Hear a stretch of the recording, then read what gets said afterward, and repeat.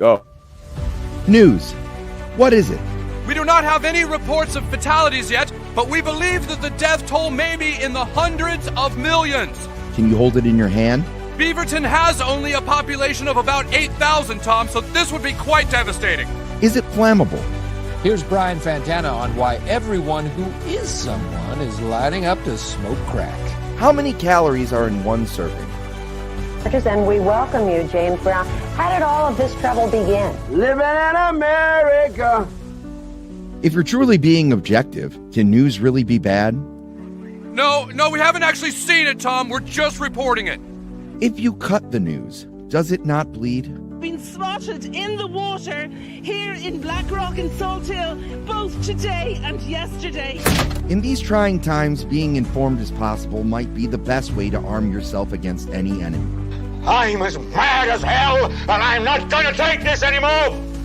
How can you truly make a moral decision without being well informed? What does it mean to you now when the team is struggling? I want to kiss you. I couldn't care less about the team struggling. In a world filled with good news and bad news, somewhere you'll find me, Sammy 3P, in other news.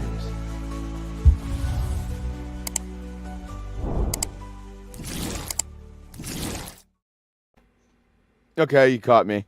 I screwed up. Hi, welcome to In Other News. I am Sammy 3P.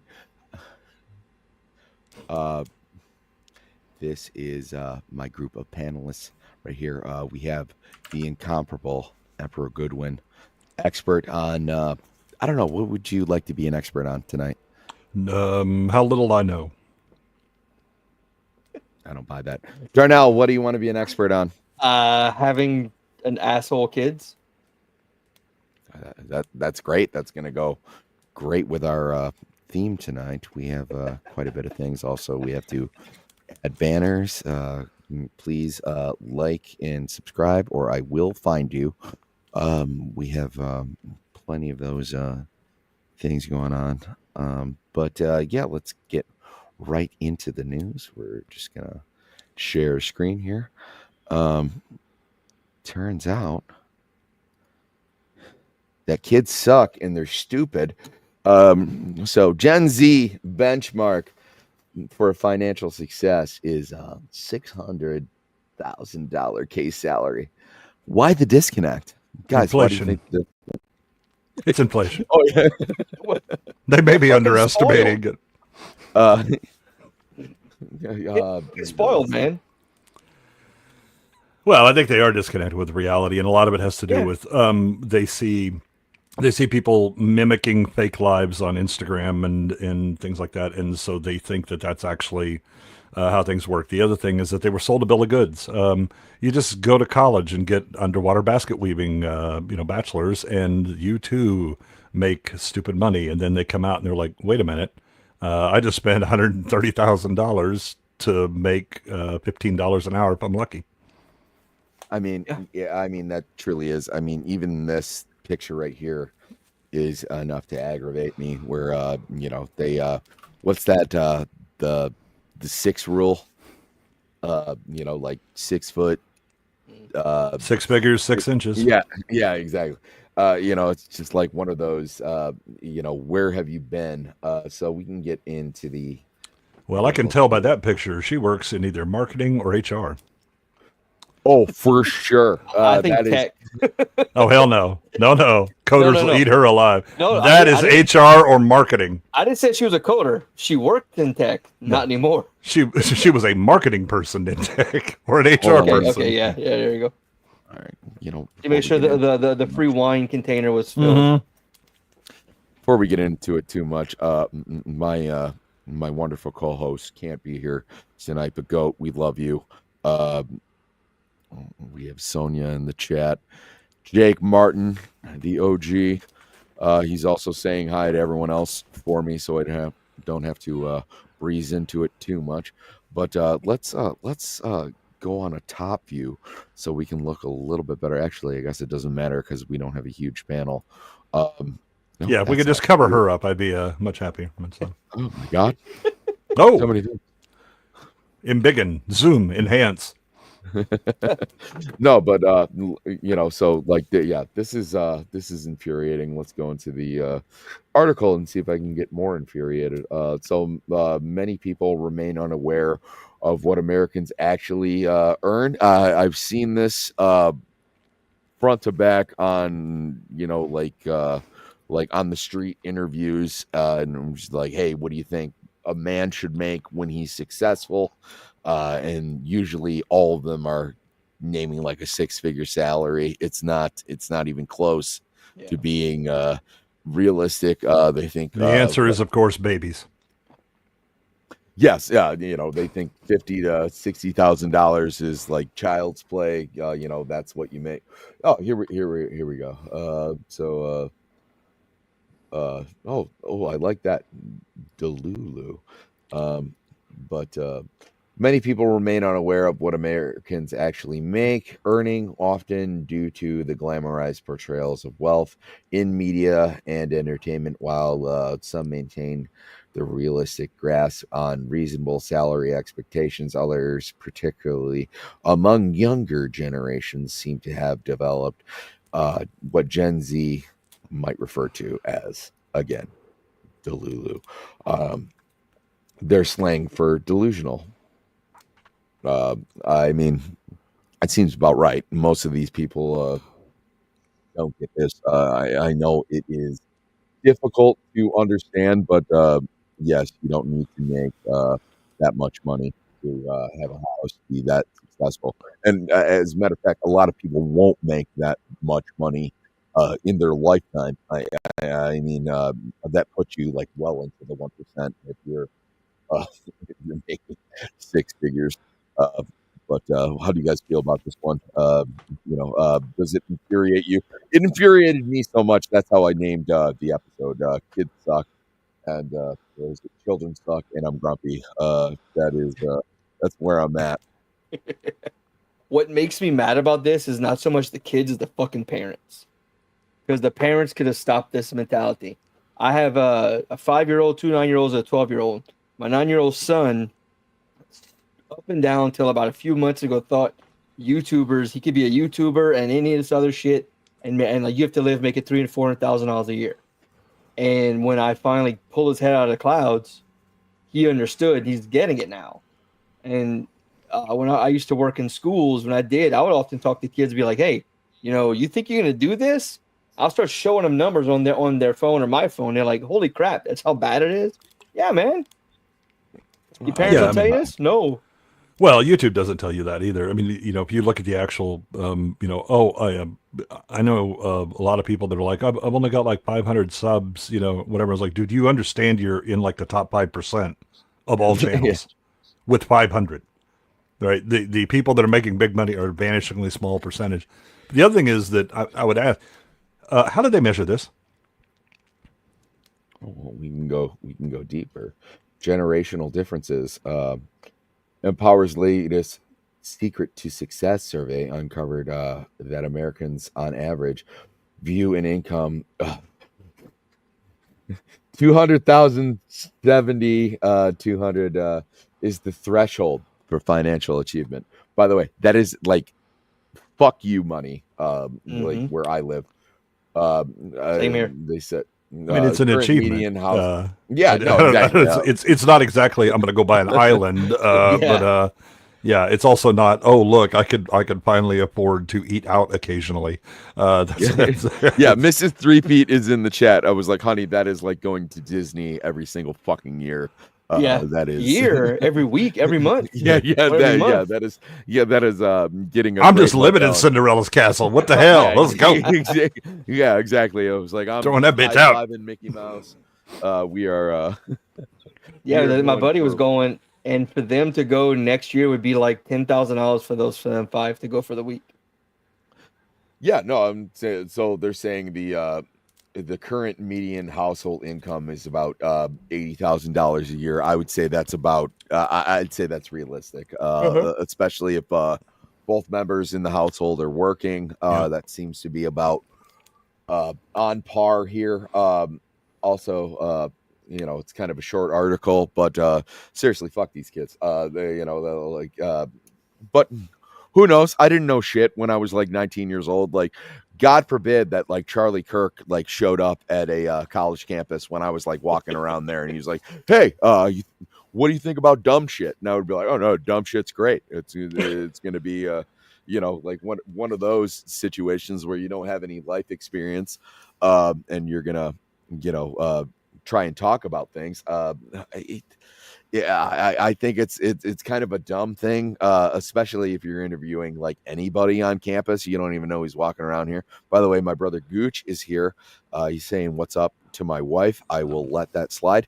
But yeah, I think. I mean, I remember when I was 19, I knew everything. Then I got older, and I realized I didn't know shit. Exactly. But I think the big thing is, I mean, I see a lot of this. The oh my God, this generation, they're doomed because and almost all of that is because they looked on TikTok, they looked on Twitter, where all the village idiots gather in one location. They then measured that. And they're like, we're stunned to find idiots here in the convention of village idiots. What's going on? Meanwhile, if you actually look at the election, Gen Z slewed heavily Republican. I assure you that I could go and talk to Gooch. I can assure you that if I can walk outside right now and find some Gen Zers that have some very realistic understanding of how much money they make because they are blue collar. They're not white women who have spent way too much time in college and not enough time actually doing anything. Yeah, I mean, we'll just finish off the article because it's only like, I guess, 2 sentences left. It was like the most notable finding, the pronounced disparity salary expectation is an age group. Gen Z demonetizes or demonstrates notably the more ambitious financial benchmarks compared to millennials. That's because millennials are like 10 years older and actually have been in the real world. Who set a modest target of 180,000. So I guess I'm clueless as well. But also I'm as early as a millennial gets. I think I'm like 3 years into when I was a kid, they actually called it Gen Y. We didn't actually start calling it millennials until the early 2000s. So yeah, I mean, I still think that's even like an astronomical. I mean, we're looking at the median income, which is $80,000 a year. We're looking at $100,000 more than that. So that's not realistic. Oh, by the way, my wife is telling us that she is a white woman, and yep. And how's that been working out for you? The one thing I'd say is. They're playing this. This is why I hate stories like this, right? They pass fast and loose with definitions, right? So it was that Gen Z has these ludicrous assumptions of what the average earning is, right? Meanwhile, when they talk about the millennials, they're saying the target as a marker of professional and economic success was a hell of a lot different than what I expect to make in general, just in life, right? That's. These are always like clickbait kind of articles, and they suck you in. And if all you do is kind of experience the other generations by reading about them, you're going to always have a terrible view of them. Get your ass outside and go walk around a bit and talk to, and don't go to the mall. Stay the hell away from Hot Topic, right? Go down to the local ag implement dealership and see how many young kids are in there actually busting their ass, right? Oh my God.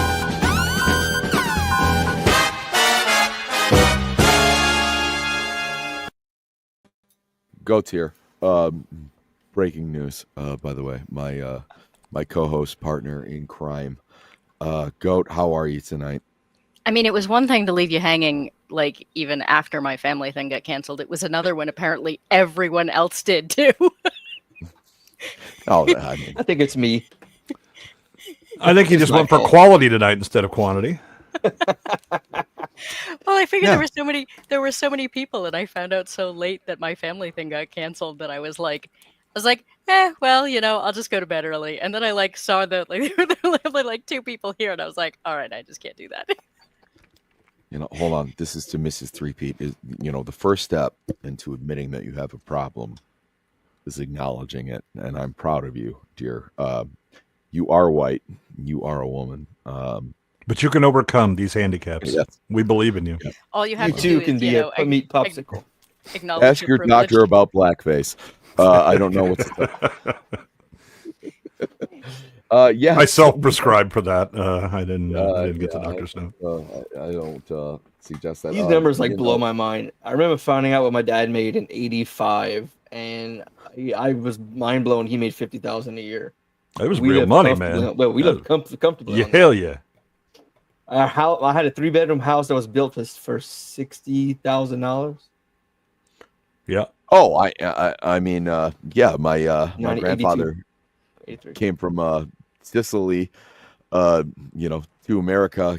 He was a barber, and he bought a house, paid it off, had 5 kids, and you know what I mean. It's just different times. It happens. Yes. Say hello to my wife. Say hello to her. Also, like and subscribe, or I will find you. The thing is that, when my husband and I bought our house, we bought it planning on, we had 2 incomes at the time, and we bought it planning on, if one of us were to lose our job, get sick, whatever, could we still run the entire household on 1 income at least for, say, 6 months? Yep.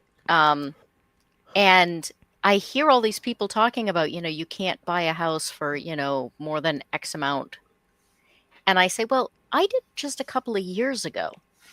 And they're like, well, that's not possible. And I said, well, I did it. So I said, what you have to do is say, well, I don't want a place where there's 24/7 nightlife, where there's not, A, B, C, D, and F. And they're like, oh, well, I don't want to do that.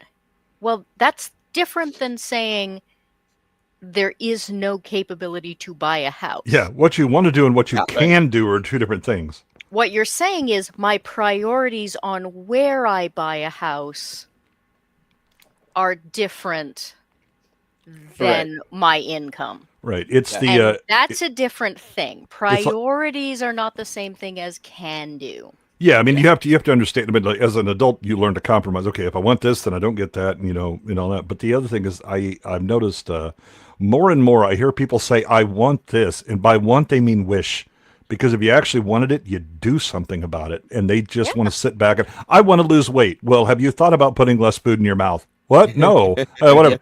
Okay, well then that's a wish. So stop that. I don't want to hear it anymore. Well, and it's like where I live. The house we bought for 6 people in in a city would cost 4 times what we paid. Yeah. Just to be near everything. And my wife's from there, so she'll be like, I miss having this and this, and I'm like, yeah, but do you miss paying what we're paying in a mortgage on a 600 square foot house? No, I don't.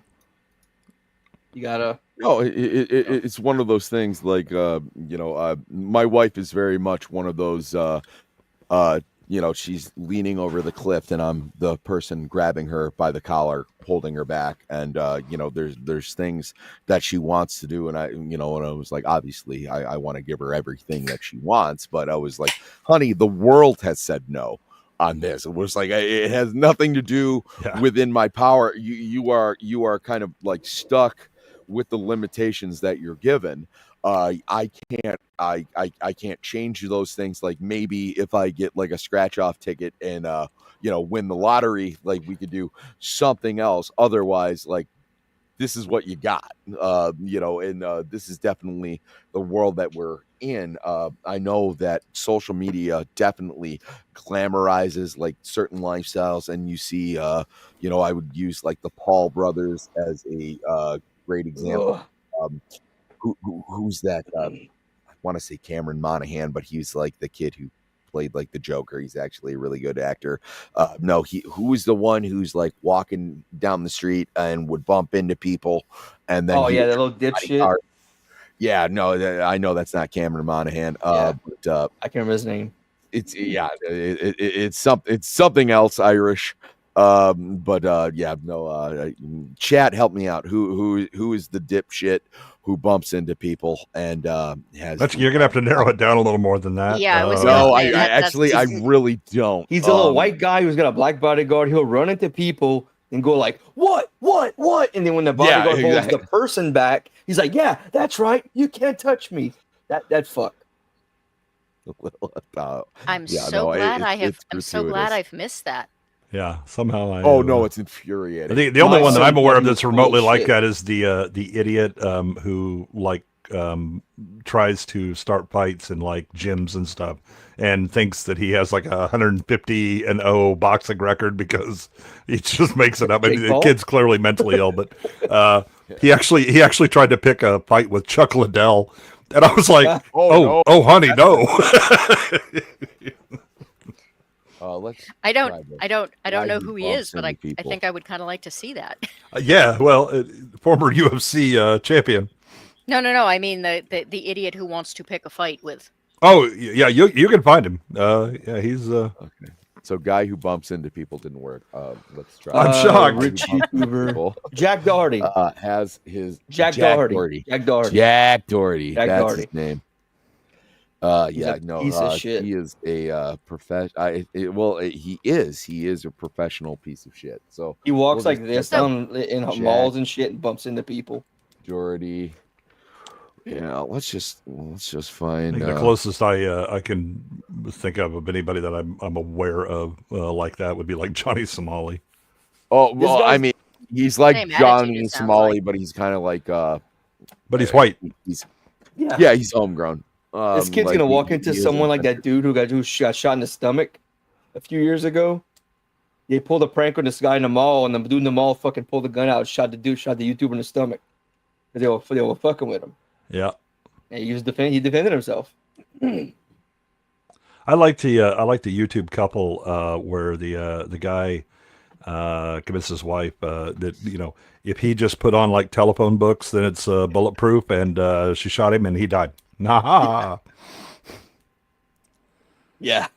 I enjoy it when Darwin comes down and bestows a little blessing on his selected pew. Yep.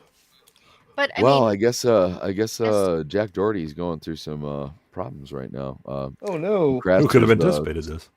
I know.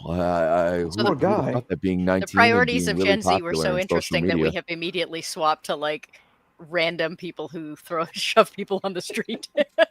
No, it really is that bad. I mean, I'm not gonna waste my time, going for that. But he really is. He walks with his arms wide out and bumps into people, and then he goes, "What are you gonna do? What are you gonna do?" And then as soon as someone goes, "Well, I'm gonna kick your ass," then he has like his 6'4" bodyguard like step in. Guy probably looked like he had like the 1 to 2 years in the NFL, and then he couldn't find anything else to do. It was like the guy's really that big, and he's just like, "Are you talking to my guy?" And it's like, he's a raging pussy, is what you're telling me. Oh yeah, absolutely. It was that I really wanted to find the video just so I could watch Goodwin like blow his top, but he can find that on his own. We are sticking to a theme though. What do you guys think about this headline right here? 83% of Gen Z would rather quit than put up with shitty managers. I didn't realize I was Gen Z. Newsflash, water's wet. I did want to mention that, speaking of priorities and things you spend your money on, I realized the other day I spend more on animal food than my mortgage. Jesus Christ. Okay, to be fair, you you should probably explain that you live on a farm and that you take care of animals. It's not like you have like a cat. It's not like Mittens is taking up all of the food here and you're spending it all on kitty litter. Like you have animals. If she had a cat that big, she would be making that kind of money off of YouTube. No, her cat's name is Jack Doherty. He walks around the mall. And, no, her cat is actually the bodyguard. Yeah. Have you seen the shots of the new monster puppies paw print size? Yo, He alone eats almost $100 every 2 weeks. Good God. she does, Lilith. She does. She has many pets. And a lot of them are not what you would call standard pets because, oh, well, I don't want to get into goat's life, but But this is what I mean about priorities, though. Like, that's where my priority is. So instead of having like a ton of toys or taking, what was it, Disney vacations every week, I allow a lot of animals to push me around and beat me up. It's your thing. And spend way too much money. Yeah, I mean, I think I think I'm one of these Gen Z workers because the choices that I made were essentially I'm going to make sure that I don't take on enough expenses that I can't just give the middle finger to any job that I don't like, right? I mean, if I've got somebody that's being unreasonable and playing the pool, I'm not going to have my things that I allegedly own but make payments on own me. I'll live down to the level of I can ask, would you like fries with that, and cover my nut. I mean, I think we've all been there, right? Does anyone have like a job that they specifically remember quitting? Phil, it's great to see you, buddy.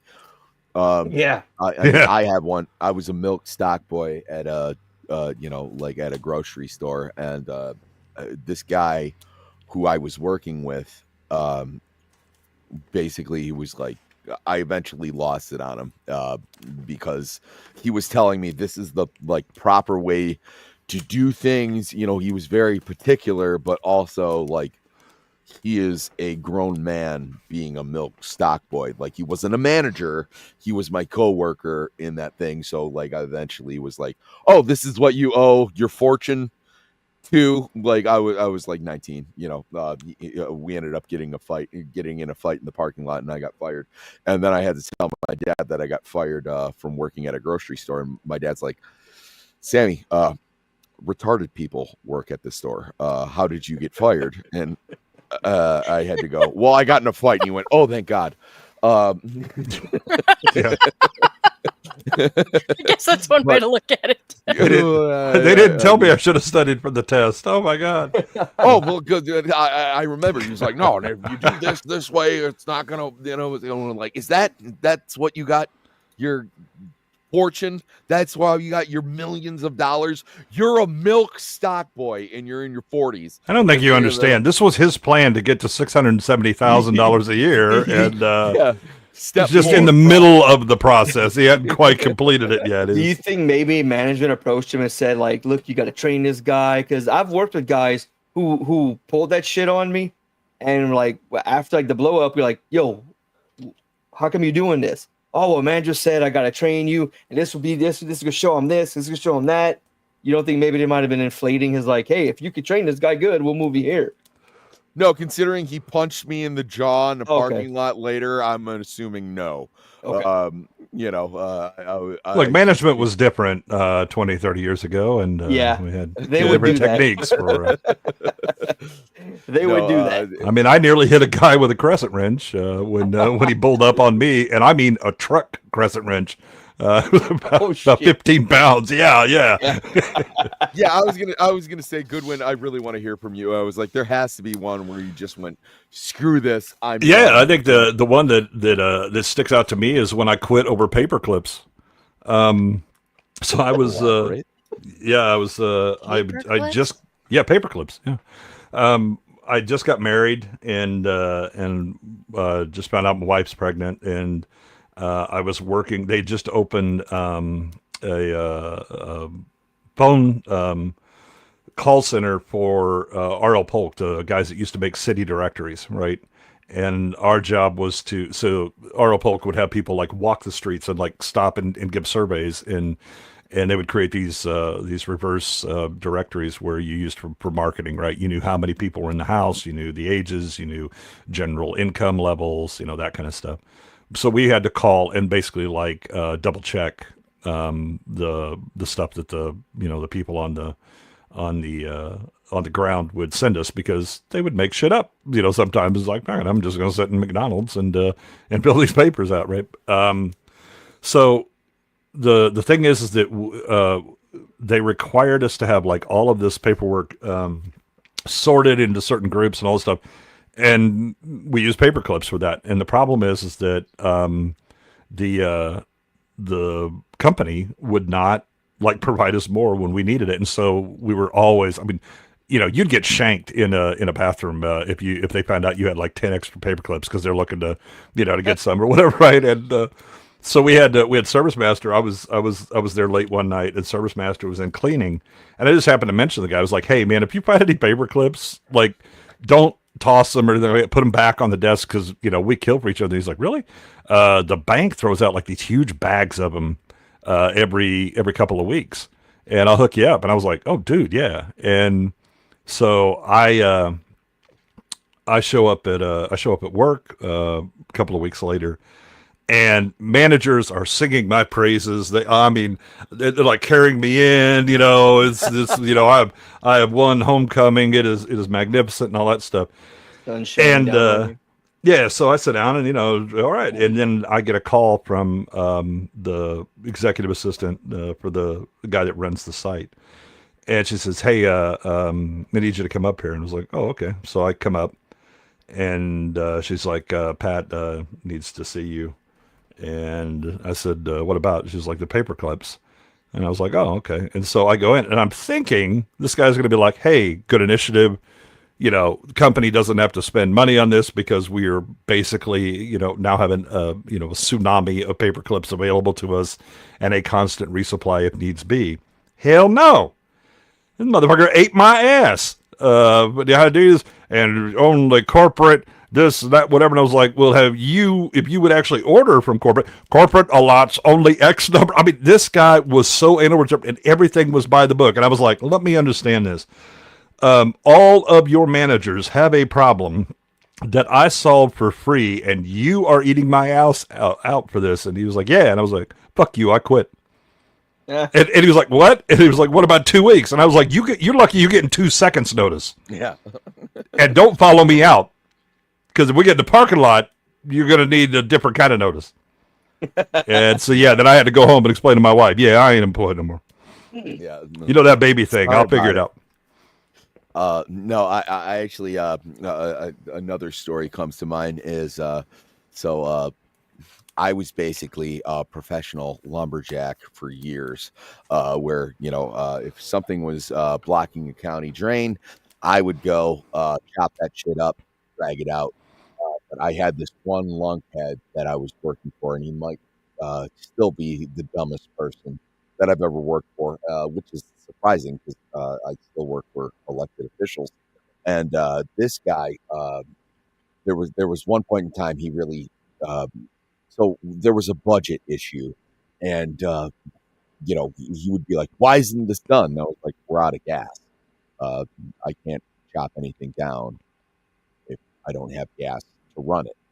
And he started yelling at me, screaming at me, really. And I'm sure he wanted to say it's not rocket science, or he meant to say it's not brain surgery, but he got like square in my face and goes, "It's not brain science." And I had to go, "Don't say anything. Like, if I make a joke right now, I'm getting fired."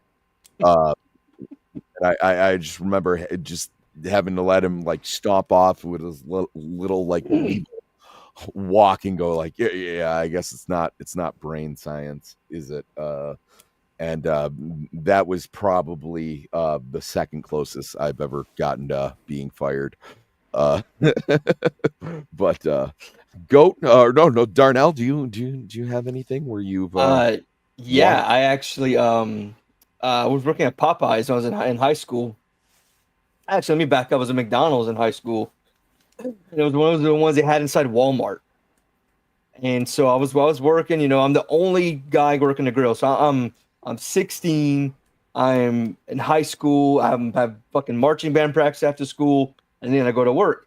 And this guy chews me out because nothing's done. I'm like, "Dude, I just walked in. We're here for 4 hours, and I go home." Well, the manager left, and a new manager came in, and this manager took a liking to me in that kind of way. And he didn't care that I was underage. So he's like making advances and comments and stuff. I'm like, no, man, I'm sorry, I'm not into dudes. I'm underage and I got a girlfriend. Well, one day he just fucking came in and started tearing me to an asshole. I was like, I'm fucking done, man. I just took my. I hope you mean metaphorically. Off. Yeah, metaphorically, verbally, not even orally, verbally. I took my shirt off. I threw it on the ground, like, fuck this, I'm out. I walked out. Show us on the Dow where you quit your job.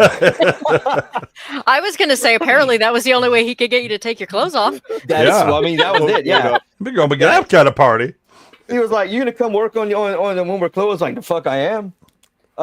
Then I go to Popeyes, which is across, like a couple streets away. And I'm working there, and they say you can have whatever color hair you want. And it was the summer. School had just let out, so I dyed my hair green, as long as you got your hat on. So I had my hair dyed, like grass green. I walk in, and I've been there like a month and a half, no hat. And it's supposed to be there like 2 days after you start. Well, I go and I walk in, the manager sees me. He starts like yelling at me. I'm like, what the fuck are you talking about, man? Like, yeah, you can't go to this. I said, where's my hat? I don't have it. I don't know. He's like yelling at me. I'm like, what's there right there in the bag? And I point at the hat with my fucking name on a tag, stapled to the bag. I'm like, what's this? I take the hat out. He's like, that's not yours. I'm like, you have someone else here with the same name? Not a very common name around here. And I was like, you know what? I'm out. Peace. Before, and this is 96, 97. Before I was out the door, my mom was calling the store to chew me out because he called my mom a door. I just walked out on him. But explaining what happened, she got her hands on me and beat me senseless. And beat my ass because I dyed my hair green and told her I would not lose my job. So. Well, I mean, you're in that ass whooping anyway. I mean, you lied to her. Come on, what's up? I told her I wouldn't with the hat. The hat.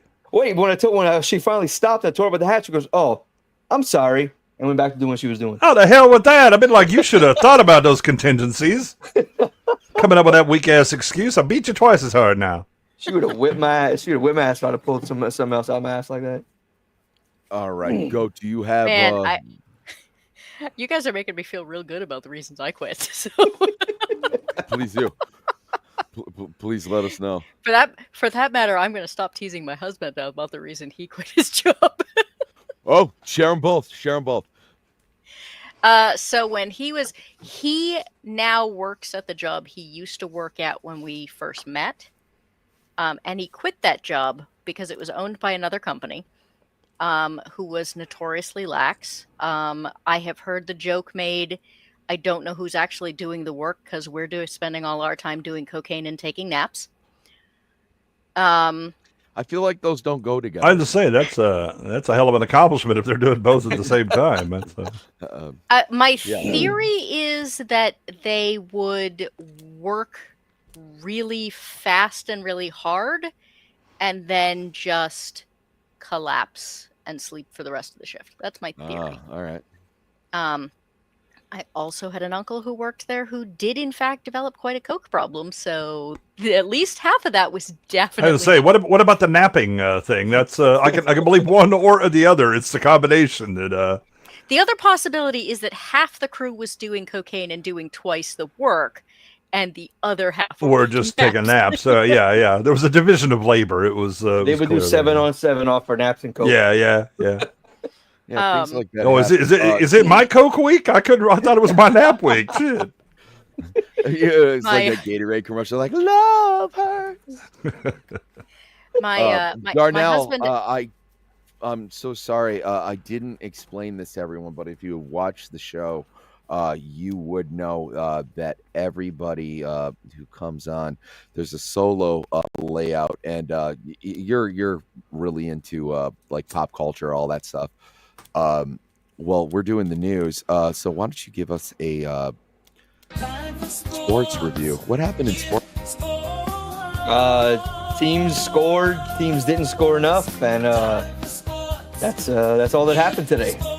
That's awesome. I also feel that way. I think whoever puts the most points on the scoreboard is probably going to win the ball game. That really is the key to victory.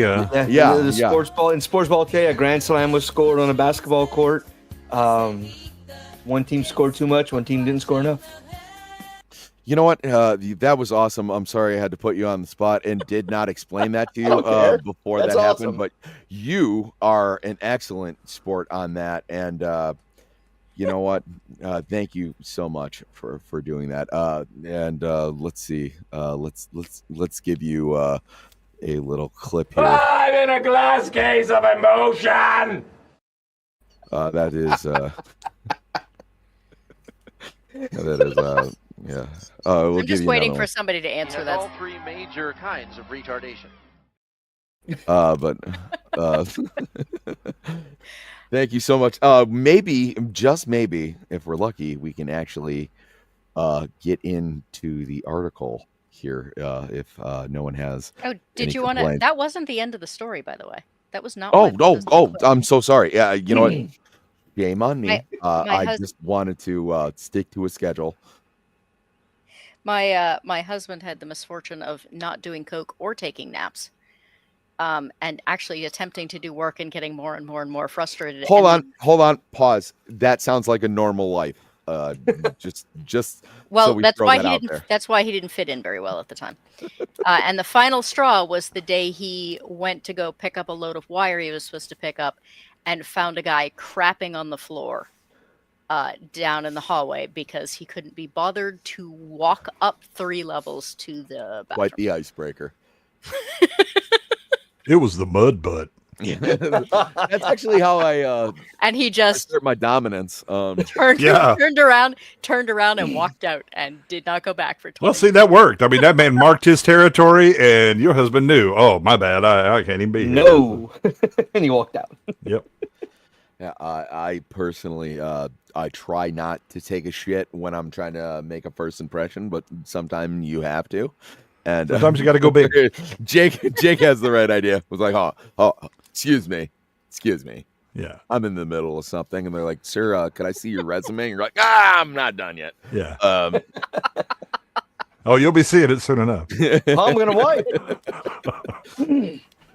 Oh, that was I did do that one time. Have you guys ever screwed up your resume because you didn't want to get a job? So one of my classes in college was you had to apply for jobs, but there was jobs at call centers that I didn't want. So there was hobbies I put down, like spitting and eating ketchup. Because I was just like, if you ever worked at a call center, that's actually that's something they look for. They did call me. They called me. Yes, back. they They're did. like, "Yeah, Exactly. your time is your time. You're gonna fit in well with our crew. Okay. Let's actually get into the article here. A lot of these I don't read. I usually go by headlines. But also this picture is phenomenal. Someday you're going to regret that. You know that, right? Oh, absolutely. It's going to be even worse when we're monetized and I let people actually give super chats to give us articles. That's I'm already looking for a world of hurt. Monetize us. I was going to say, and then the whole channel gets demonetized. And Boosh, Nosferatu, you guys are not allowed to send things. But anyway, so it was like, have you ever wanted to leave a job because of a shitty boss? Yes. Whether you're working with a micromanaging dictator or worked with a him. leader who can't regulate their emotions, that would be brain science guy. That would be. You know what's worse? When those two people are one guy. Yeah. Hell yeah. Oh yeah, absolutely. Yeah. Embrace the healing power of and. Yeah. Listen to my wife or I will find you. Also, I got to change the banner. What do you guys want? Oh, that one's a good one. Dead man found in cemetery remains dead. In other news. All right. So you can't regulate their emotions. There are hundreds of qualities that make a boss not so ideal to work with. Now, thanks to a new report, it looks like young Aussies. So we know where this is written for, which I'm just going to throw that out there. I think Australians are a lot more sheltered than we give them credit for. but that's just my opinion. LinkedIn's workplace confidence index reveals that 83% of Gen Z workers and 80% of millennials said they would rather quit their job than have a bad boss. I mean, you know what? I do like to give a lot of younger generation shit, but like if your boss is an asshole, like, and you have the means, I don't blame you. Especially if you're like early in your working career. You know, no one wants to deal with that. I would have definitely, if I had the social maturity at the time, would have done things differently. One, when the milk man punched me in the face, that would have been, I probably would have handled that differently. I probably wouldn't have blown up on him that way. And then, like I said, brain science guy. Actually, I probably still handle that the exact same way. I mean, you know, he was a dumbass. He made a stupid comment, and I just bit my lip because, like, I didn't want to get fired that day. But I mean, I completely understand that you don't want to do it, but also you know, harkening back to the original story, they think $600,000 a year is what you know, it should be like the standard of success. So like I'm having a hard time differentiating if I can relate to them or if I just think they're being ridiculous. You know, like, how many times TikTok is a huge thing in that where I think we've all seen that video where the barista is like crying, where he's like, 12 people came in today and one guy called in. I don't know what to do. And you're just like, okay, whatever. You're like, do I feel bad for that guy or do I say like, hey, quit? You know, but that guy shouldn't quit. You should like knuckle down and realize like you're gonna have bad days at work. Right, wrong. What do you guys think of? You know, I was like, I have a hard time. I was like, in juxtaposition of the two. Yes, I think that you should quit your job if you're in a bad situation. Also, I still think that Gen Z is retarded. Your thoughts? Well, I think both things can be true. That's yeah. Well, I mean, the thing is, again, this is an example of the moving goalpost, right? Because it's a, if you ever wanted to leave a job because of a shitty boss, now a shitty boss is then followed up with a boss not so ideal to work with. These are not the same things. I have yet to meet my ideal boss to work with. That includes being self-employed. That's actually the worst boss I've ever worked for. And also his employee is the laziest cocksucker I've ever met.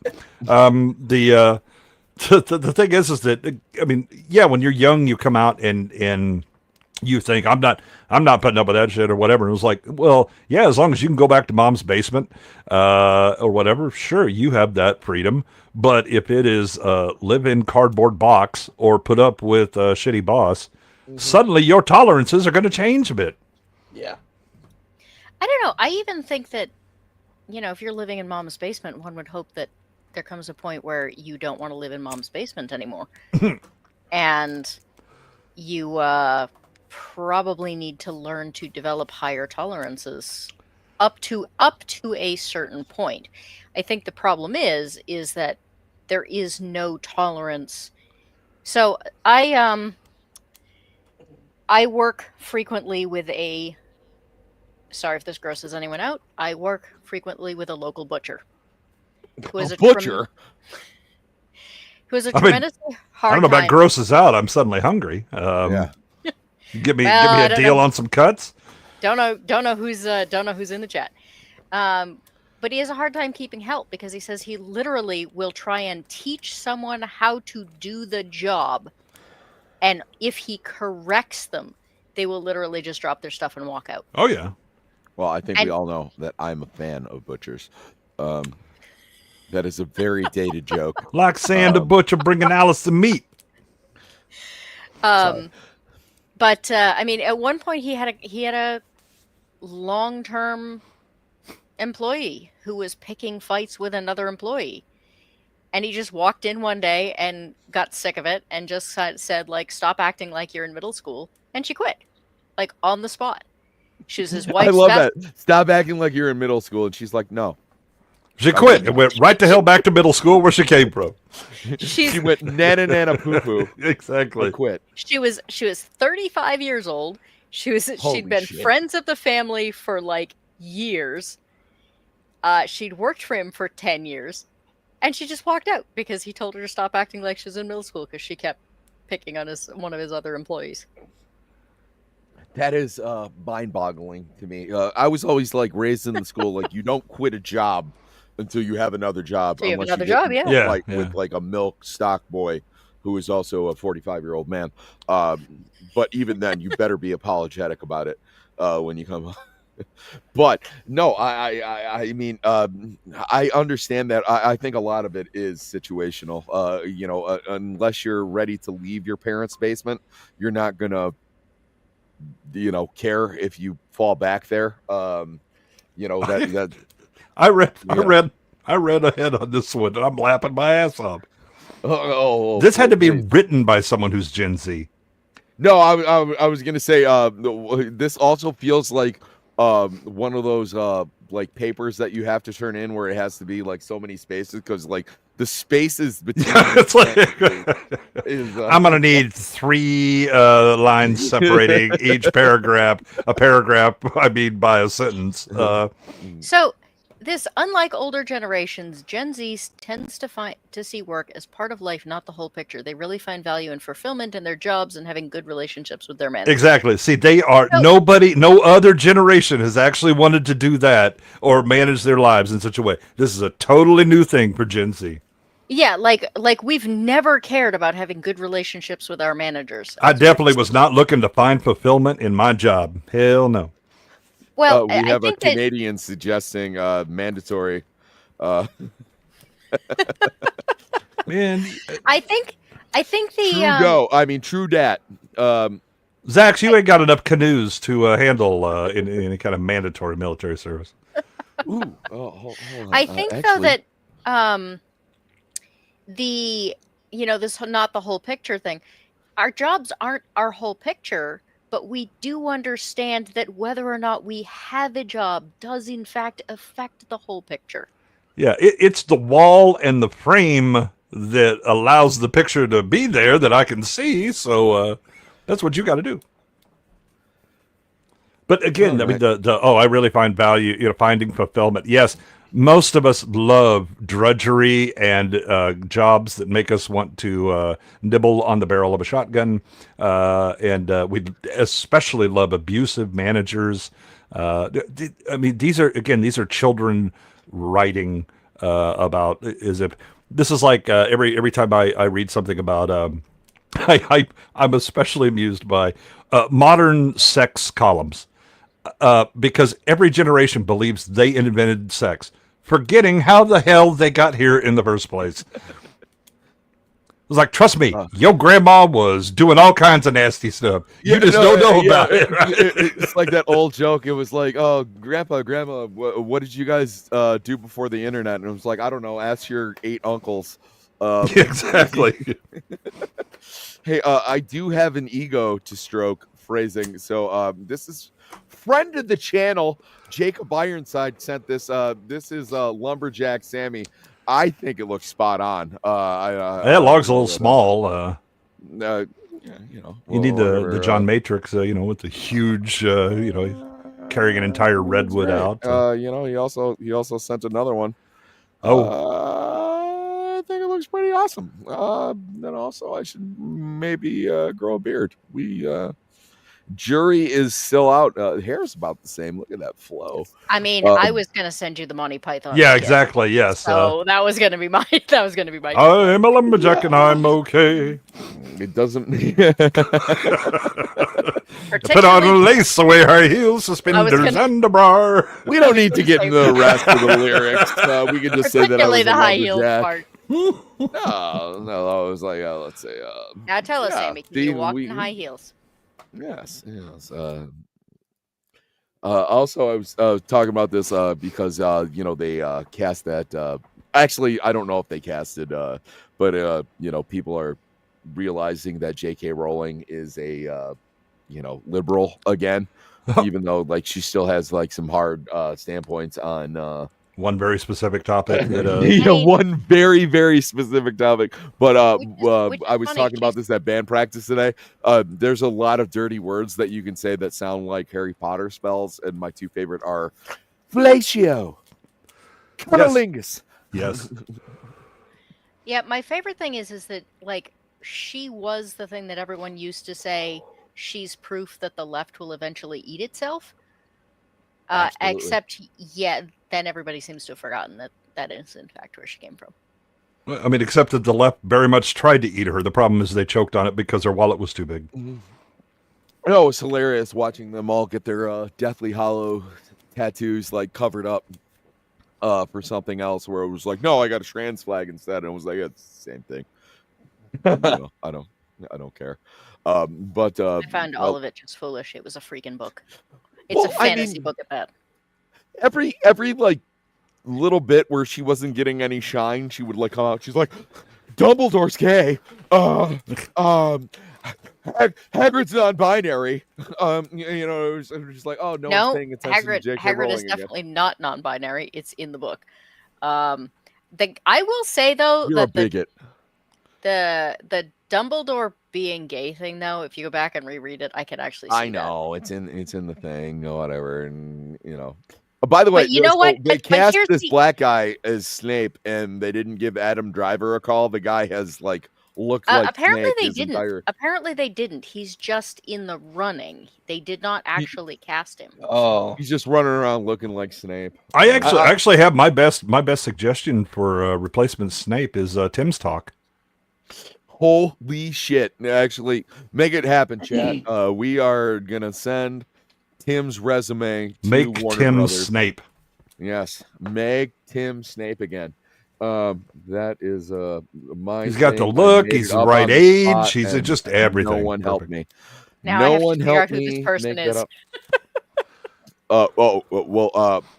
He was with a certain person who died on screen. but R.I.P. we don't have to- Irene. We don't. R.I.P. Yeah, R.I.P. But we don't have to get very much into that. Here's a great one that I saw. Hey guys, what do you think Willie Nelson eats for breakfast every day? Is it Weed. marijuana? No, it's weed. not. Yeah. So Willie Nelson. Well, has he eats eaten whatever Kamala Harris supporters eat. So, all right, I'll throw it to my experts' guesses. What do you think he eats? Let's see. Toast. No, I will give you that weed is not the answer. Well, I mean, Yeah, it is. throw It's it not out the there. one they're providing. Dry toast. Oatmeal. Yeah, I'd kind of. I'm thinking like, yeah, Quaker Oats is what he looks like, a Quaker Oats kind of guy. Ding, ding, ding, ding. Yeah. Look at Yeah. So he. It was basically- the one ingredient that was the dead giveaway. Yeah. Because it's pretty Yeah. much the only thing I could think of that would only require one ingredient. I mean, eggs. Okay. But, Let's put this out there. By the way, Willie Nelson is like 400 years old, but I will give him. Actually, have you guys ever seen that video where Willie Nelson got arrested for possession, and then they asked Snoop Dogg for his comment on that? That is like one of the best videos I've ever seen, because he's basically going like Snoop Dogg impression. Incoming, he's like, "Who's the dumb motherfucker who pulled over Willie Nelson?" You know, in the first place. Yeah, exactly. It was, it was like, what did you think he thought? But it was also one of those things where actually Snoop Dogg gave like a pretty good like point of view on that. Is like, leave Willie Nelson alone. He's basically Yoda at this point. Like, like, what the fuck did you think he was doing? The guy smoked He's weed the new all Betty the time. White. Yeah, exactly. Like, don't pester Betty White. Please don't pester like William Shatner. If George Burns was still alive, don't leave him the fuck alone too. I always remember there was a story. This has been like 20, 30 years ago. It was the oldest woman in the world. She lived in France. She was 117. And they asked her what her secret to living so long was. And she said that when she was 110, she finally decided to take her doctor's advice and quit smoking. And she cut down to only a bottle of wine a day. And I'm like, all right, first of all, she should have said to the doctor, how old are you? Whatever the hell I'm doing has got me to 110. Call me when you break the high score. Here's my resume. I was like, that's why she died at 117, because she stopped smoking. If she was, she'd still be alive today. I have outlived No, that's doctors. how my grandma was when we took her in. We finally, so she unfortunately had a miscarriage, and then she had my uncle, and someone said something terrible to her. Like, you know, different times. It was probably early 60s, and it was something akin to, you must have done something really, really bad for God to punish you this way. Oh, and yeah. She was like, fuck that. I'm not doing that. And long story short, she didn't see a doctor for 50 years. And we finally convinced her to go see a doctor. And like, we found out like all this shit about her where, and the doctor like pulled us aside and went in the hallway, and she goes, I don't know how this woman's walking around. Like, she should be in a coma right now. Did you know she's diabetic? And I was like, no, we didn't know she's diabetic. That's why we convinced her to go to a fucking doctor. He's like, no, this woman has the constitution of a horse. I'm saying this as a medical professional. When this woman dies, you should donate her body to science. A doctor fucking said that to me in the hall. And it was like, no, and you know what? She died when she got around to it. But she didn't die until we started like fucking up the business. You know what I mean? Until we started like changing. Yeah, you're like, oh, see a doctor. Look, whatever the hell I've been doing has been working. Don't mess with it. Yeah, exactly. Have you been to hospitals? That's where people die. That's why they have a morgue. There ain't no morgue in my house. She's like, I just want to listen to Jackie Wilson and still think Tom Jones is sexy. That is and smoke cigarettes. She's right about that. I mean, come on. Man. Did I tell you my my Willie Nelson story? Oh, please. I'm sorry. I went off on a tangent about my fine. grandma. Love you, Mima.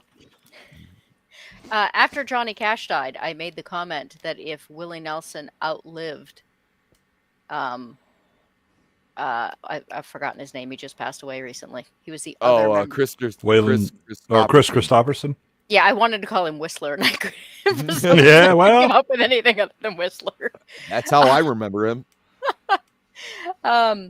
That if he outlived Whistler, that out of the highwaymen, he was going to be the only one of the highwaymen that did not give up drinking, give up smoking, give up drugs, and get religion. And he would have outlived all of the ones that became well-behaved. Actually, I love that you brought up the Highwayman, because that was like one of my favorite songs, like just in that area. Because, like, you know, Willie Nelson starts it off like, I was a highwayman. And then, you know, the other guy's like, I was a dam builder. And then, like, crazy old Johnny Cash is like, I fly a starship. And you're like, oh, everyone needs to calm the fuck down. Johnny, have you been getting into Willie's Supply again?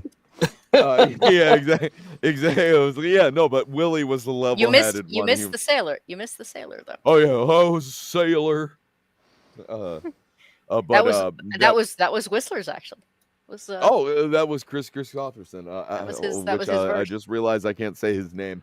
The thing is, Chris Christopherson was like permanently in the zeitgeist in the 70s. You couldn't escape his existence. But I still think my favorite role that he played was in Payback, where he asked Mel Gibson, he's like, you tell me where that is and you won't have to find out what your left nut tastes like. Now that's a hell of a line. Jesus. I got to the point where I couldn't listen to his music, though, because he would stop in the middle of songs about drinking to explain that he didn't drink anymore. Yeah, I know. I had a buddy say that. He was like, I'm clean. I'm totally sober. And I was like, that's cool. Only on weekends, and it's not hard liquor, but it's beer. And I was like, so you still drink? No. I am clean. It doesn't count. I only drink beer on weekends. And I was like, that's drinking. And he was like, beer ain't drinking. Yeah, the number of people that think that doesn't count. I at one point in time used to have to do evaluations for people who had gotten drunk driving charges, and I would hear that all the time. Like, this is the picture I used for why I hate children. Just throwing that out there. But I almost didn't want to change this from Scott Stapp and his beautiful hair, just simply because he's. Why is he cosplaying?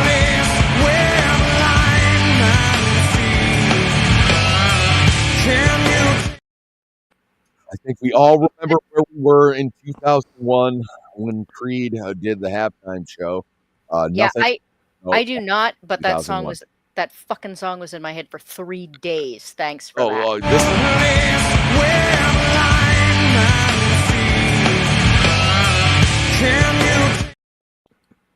I'm still trying to figure out why he's cosplaying as Andre Agassi. This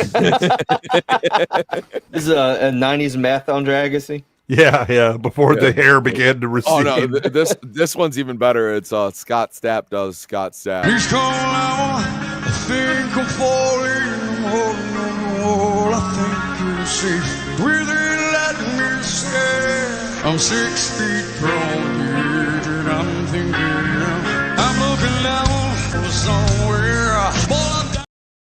We didn't get demonetized yet, so but also we're not monetized. So how many marbles can he fit in his mouth exactly? Yes.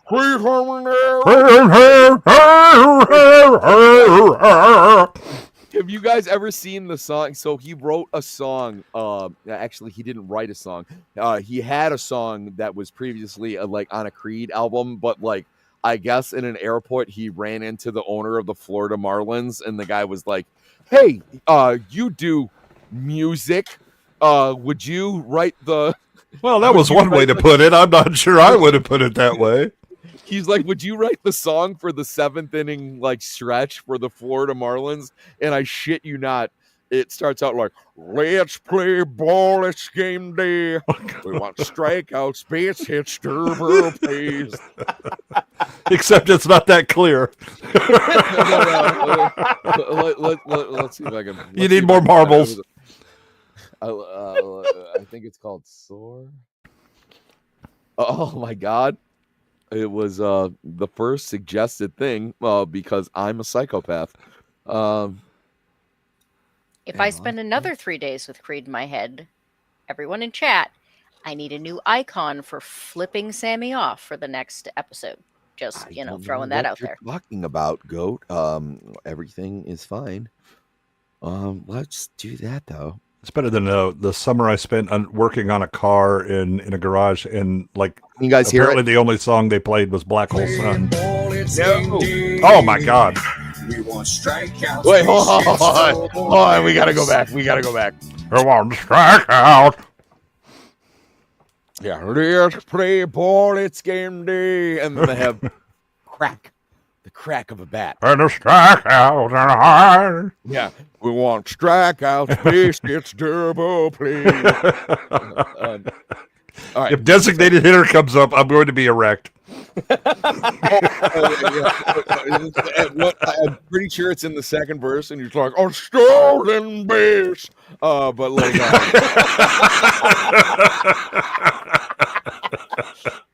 like my childhood. Yeah. Hold on. You know what? Before we go in, let's. It's like the ballad of the bass. He suddenly just goes in. You know, I didn't give Goat her. Just laying there in the dirt. We're gonna give Goat her proper intro, and then we'll go right to Scott Stapp. She hopes to be an astronaut one day. I don't think she can do it. That's only because I love her and respect her as the person that she is. But let's no. Right to be perfectly fair, I don't have the math skills. We want strikeouts. God damn it! I love the bat crack. Play ball, it's game day. We want strikeouts, base hits, double plays. Take the field, hear the roar of the crowd. Come on, Marlins, make us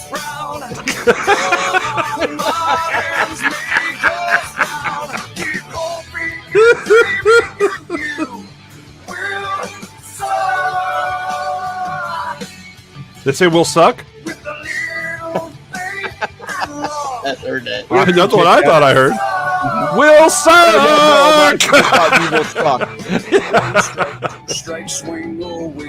And the next line was definitely will rock, which was pretty well rhymed. A perfect game, a triple play, another playoff race. Yes, World Series champs will be. Dreaming that you will suck. Will suck. Yeah, it does. It does. By the way, you just said everything that's in the comments. It was like, is he saying that the Marlins suck?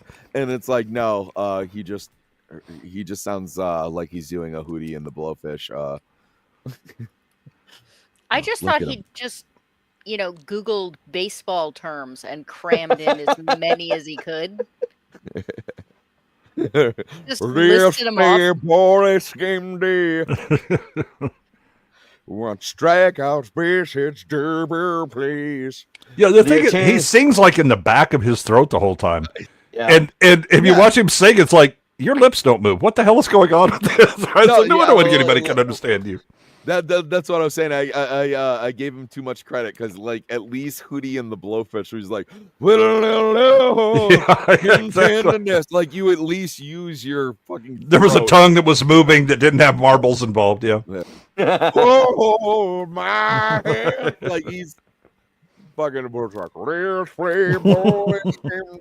right, so I will say I liked early Creed, but if that was your experience with them, then I can understand where your But the best part is, like I humor said, comes from.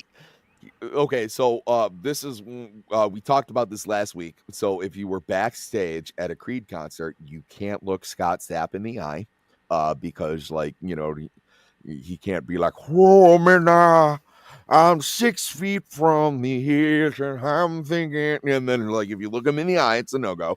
But they also kicked him out of the band because they said, "Hey, Scott Stapp, you're not God, and you should stop singing religious songs and pretending to be God because like we just said, you are not God." And then he was like walking around, he was like in a drunken haze. I already showed that when he had a bunch of marbles in his mouth and he shaved his luxurious locks right there. But after that, he was walking around an airport and the owner of the Florida Marlins went, "Hey, you like did music and shit, right? What about something for this? I'm making a comeback. I'm making a comeback. Boy, Here we I got go. something for you. Yeah. Let's play Boris game. We got bats and balls and gloves and cleats. So on the nose, it's not even cool. Like it doesn't even rhyme.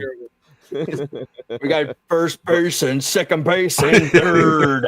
I'm telling you, the ballad of the bass is what I'm waiting for. That's the B side of this. Is the ballad of the bass.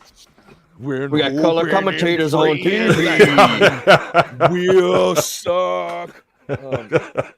Harry died in his prime. It's just a bit outside. Yeah, no, it's like, the owner of the Green Bay Packers called and he's like, "Fourth down, it's the game."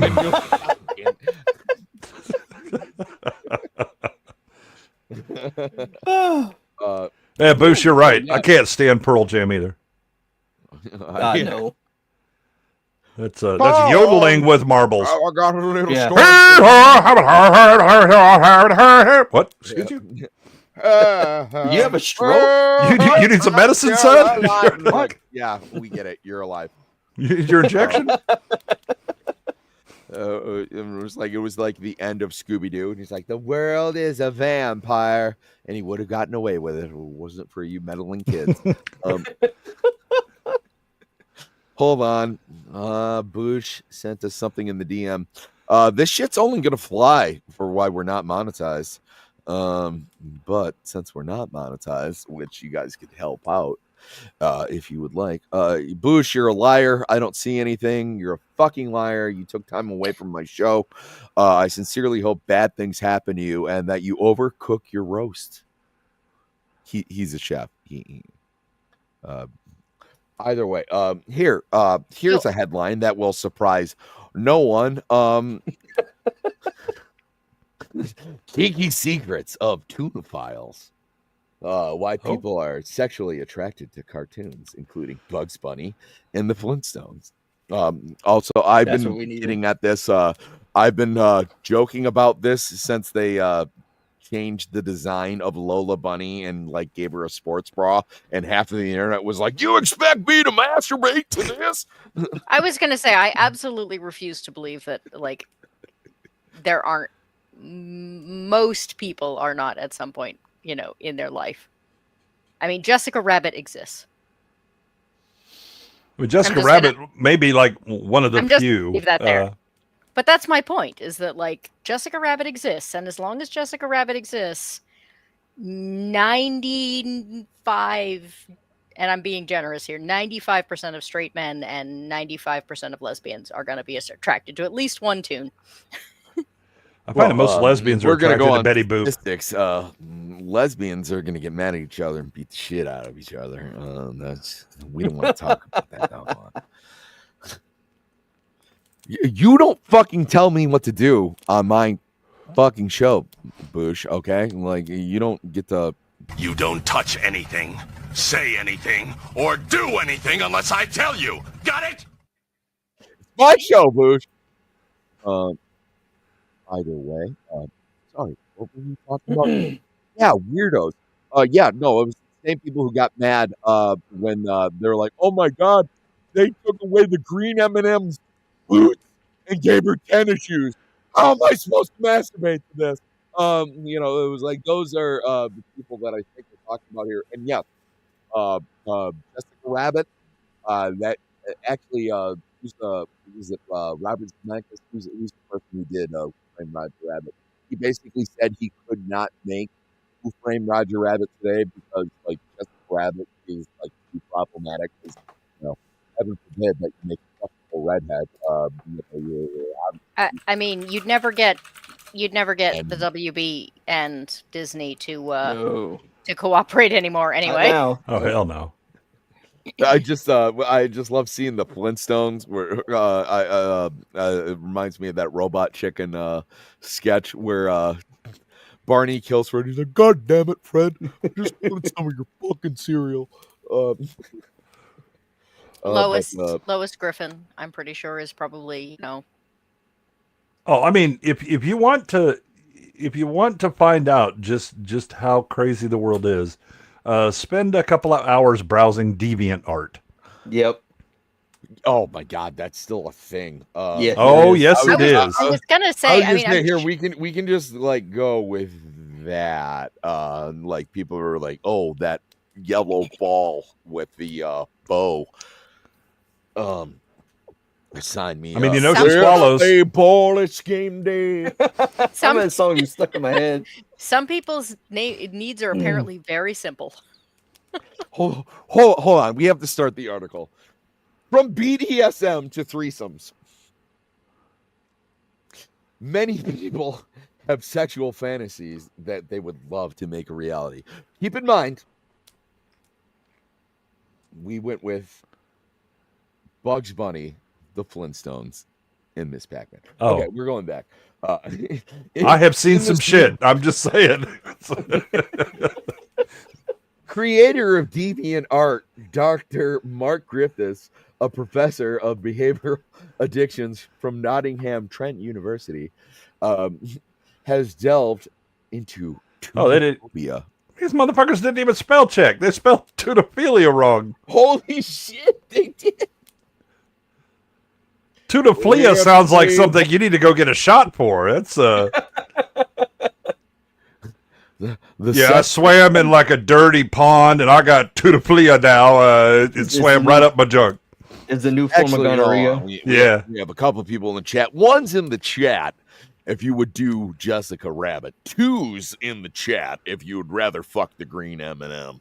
I'm really trying. 3's in the chat if you need a topical cream for tuna flea. Yeah, Scooby-Doo or Scooby-Don't. What are we doing here? Oh, good God.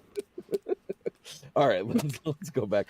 While researching the furry fandom, which, by the way, furry is the downfall. Bush would of apparently like to get society. into that threesome fetish. Yes.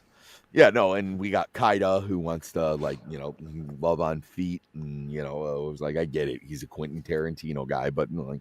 Look, Leon's a Sonic fan. That's just like being a furry. Dude looks like a lady! Yeah, no, he doesn't. No. Oh, yeah, no, that. Actually, let's just do that. I know he's not here, but... You guys are going to have to deal with the fact that I look like an absolute horror right now. Just a straight fucking lot lizard. Outstanding. Not a limp dick in the crowd. You need to play the baseball song when you do that next time. You know what? I'm just gonna do that in the next episode of Tinfoil Haters, where he's gonna be like, "What do you want to talk about? Let's play ball." The more times you play that, the more times I realize that if he waxed, he could probably pull it off better than most of the trans people out there. Well, waxing does tend to pull it off. Quite a bit.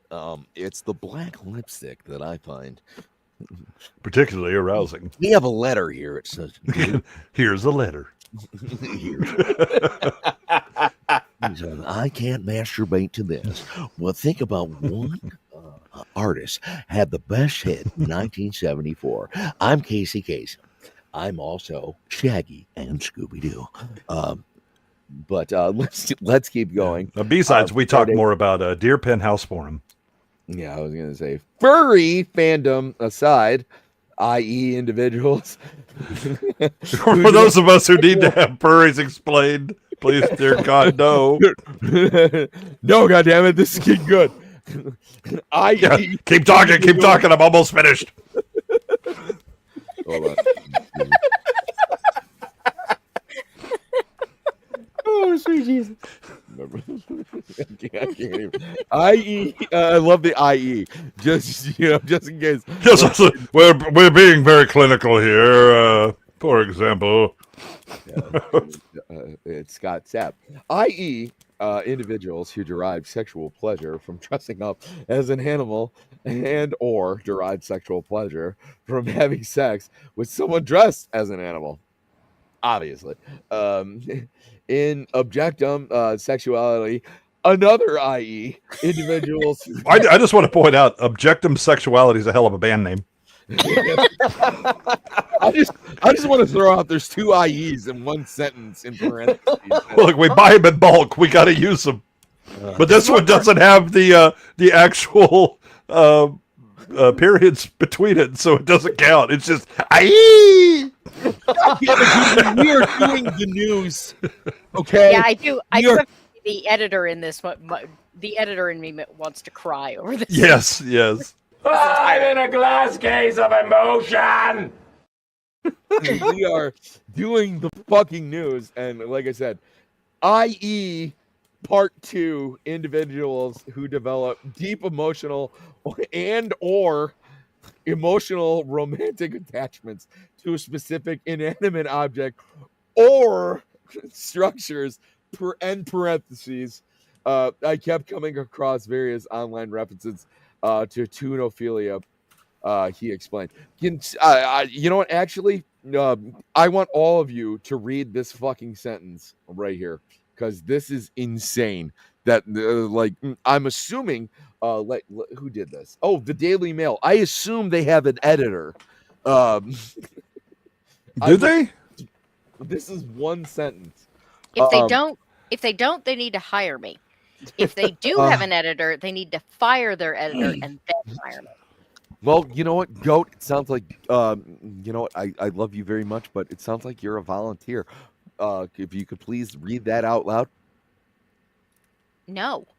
Oh, I will.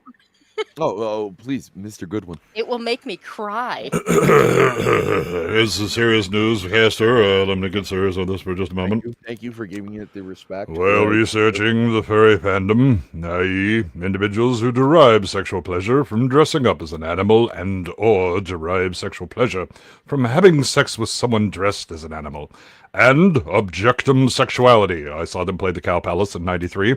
I.e., individuals who develop deep emotional and/or romantic attachments to specific inanimate objects or structures. I kept coming across various online references to tunophilia, he explained. Forget Also- tunophilia. I just want to listen to him talk like that for a while. I'm actually, I was like, of course, I mean, people will develop deep emotional attachments to, like, structures, like, you know, your grandma's house. That's not the same as I would like to have sex with my grandma's house. Right. Yeah. No, like I said, I found like a box of my father-in-law's. He passed away a couple of years ago. His clothing, there's certain things where I was like, oh my God, kind of smells like him. It smells like, you know, whatever you would attribute to his like scent going. One, I didn't get an erection. Two, I also didn't try to marry the jacket that I'm wearing. But you do have people like, I think there's like a sizable number of women who are like married to the Eiffel Tower or like certain things like that's an actual thing. But we're not getting to the point. There's two parentheses in the sentence and they both start with IE, and I don't think that should be a thing when you're hosting a show. Well, they're different IEs, and yeah, the parentheticals are which are carrying a lot of things here. Yeah, you definitely shouldn't have a sentence that takes up that many lines. And the point of parentheses is for side notes, and when the side notes take up more space than the actual thought, yes, you need to rework that sentence. That's when you do. You fucked up. That's when Andy Dufresne knew he was going to win. Play ball, it's game day. We want strikeout, base hits, double plays. Popcorn and hot dogs and Coke. I'm sorry. I think we have a new mascot, and I think it's Scott Sapp. I'm starting to develop a bit of objectum sexuality for this clip. Just saying. I have a furry fetish, and it's for Scott Sapp. Strikeouts, base hits. Oh my God! There's another thing. Hold on. We're gonna go back to the actual thing. Can we get Scott Stapp to do the tunophilia anthem? That would be cool. Let's play ball. It's game day. Yeah, you can just throw out anything. We're tunophiliacs. It's scrambled eggs. No, but what do you have right here? Is that the same? I'm sure it is. Yeah. Kinky Secrets of Tunophiles revealed. Yeah, it's got to be the same thing. Oh, but who do they got? This is Pac-Man. Coincidence? That dirty whore. Oh, hold on. Okay, so we got tunophilia is paraphilia in which individuals are sexually and/or they're really big on the and/or. Not to be confused with the Andor. Yeah. Yeah, do they have to pay? That's why they have to put the slash in there so they don't have to pay rights to Disney for using Andor all the time. That's why I'm here. Goodwin is, you know, like I'm just trying to help everybody out, and you know, exactly. Know that I'm as mad as hell, and I'm not going to take this anymore. Yes, they're trying to make clear this is an entirely different intellectual property that they're referring to. This guy has a heart of gold. His brother's a retard. He reads to him and paints him pretty pictures. No, but I'm sorry. I just wanted to just play that. I haven't played it on stream yet. But yes, tunophilia. So it was like sexually or emotionally attracted to cartoon characters, including Japanese anime characters. Ooh. Oh, I know. Oh my. I'm sure everybody who jacks off to tentacle porn is going to be very surprised when they listen to Scott Stapp's wonderful fucking song. On the crowd. Come on, Marlins, make us proud. Come on, Marlins, make us proud. Keep hoping and dreaming.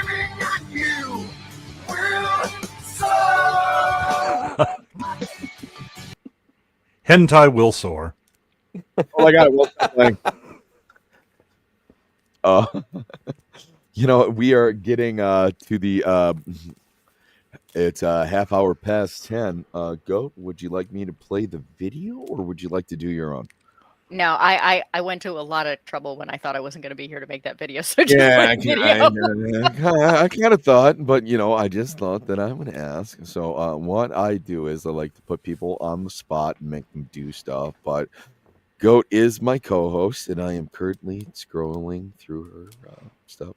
There we are. Yeah, let's do that. No. Everything's going Anything well. a Lumberg. No, we have to start the whole show over. Guys. Well, it was a good dress rehearsal. Let's do it live this time. Not liking to do stuff. It's not maximum. I'm hitting the maximizing button. It's not maximizing. I don't know. I'm starting to develop tunophilia over Eclectic Goat's avatar right now. Oh well, Goat. I'm sorry. It's really not. Friendship ended with Ms. Pac-Man. Oh my God, the whole show is ruined. Everything. Play balls game. No, it's fucking ruined. It's not gonna work. Well, I have it somewhere. I can still share, right? Oh yeah, you could do that. That would be much better. I mean, assuming that my computer will behave itself Is as it well. Does it sound anything like Scott Stapp's song that he wrote for the Florida Marlins? Because that would be great. Hey, you do music. Yeah. I was gonna say, in case you guys didn't. It's one of my favorite lines ever. Hey, you do music. Like that was what the guy said when he was like, "Hey, you do music," and I assume he probably went. I assume Scott Stapp went, "Fuck yeah, I do." Well, I used to be lead singer Creed. Yeah, I'm something about music myself. I mean, I used to. I used to. I mean, yeah, they kicked me out because I'm a pain in the ass, and you can't look me in the eye backstage. This was before I ascended to divinity. Also, I want to check out Case Hits Durable Plays, and in case you guys didn't know what that looked like. Go. Are we good? We're good now.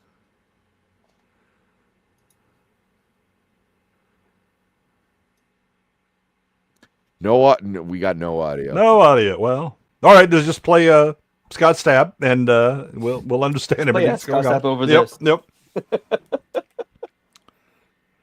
Damn it! She put it. Damn it!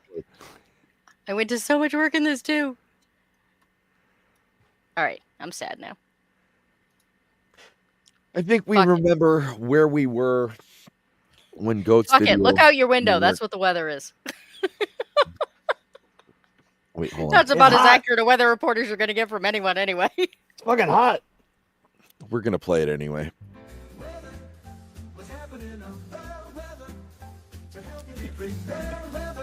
It's time for weather. It's got to be correct somewhere, even though it's fake.